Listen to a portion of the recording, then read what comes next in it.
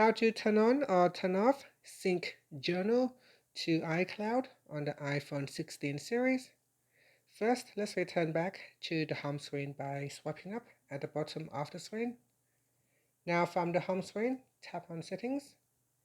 Then in the Settings page, we then scroll down and tap on iCloud. Next in here, tap on the CO button. And then we scroll down. In here, tap on Journal. Tap on the toggle button to turn off syncing. Tap on it to turn syncing back on. So if you have data in your journal, it can be synced to iCloud. Also, make sure your iCloud storage have enough storage space.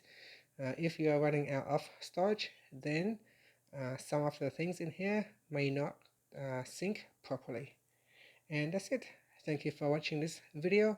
Please like and subscribe to my channel for more videos.